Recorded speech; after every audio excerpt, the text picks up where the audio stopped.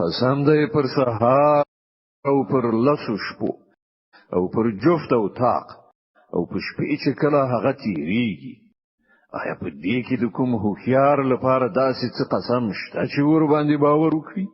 تا نه لیدل چې ستا پروردګار څه کار وکړ د عاد له قوم سره، د لوړو ستنو خاوندانو د ارم له ښار سره، د کومو په څیر چې د نړۍ په هیوادونو کې هیڅ قوم نو پیدا کړی شوی، او له سمودیانو سره چې په وادي کې لوی تیږې توغلې وي، او د میخونو څښتن فرعون سره.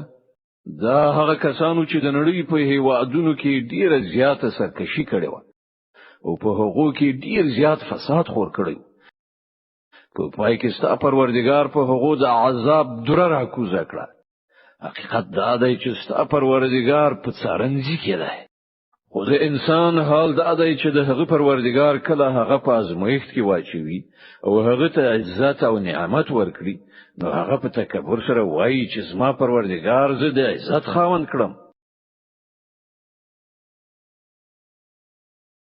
او کله چې هغه په ازمایښت کې واچوي او د هغه روزي پر هغه څنګه کړي، نو هغه وایي زما پروردګار زه ذلیل کړم.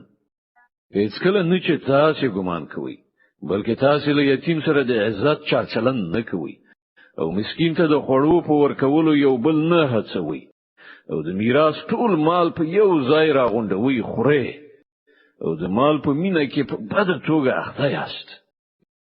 هیڅ کله نه ده چې تاسو فکر کوئ کله چې زمکه په پرلپسې ټکولو څخه وروسته بیا سخت وټکول شي او ستا پروردګار خپل ځان په داسې حال کې وخی چې پرښتې لیکه په لیکه ولاړی وي او دوزخ په هغه ورځ مخامخ راوستل شي.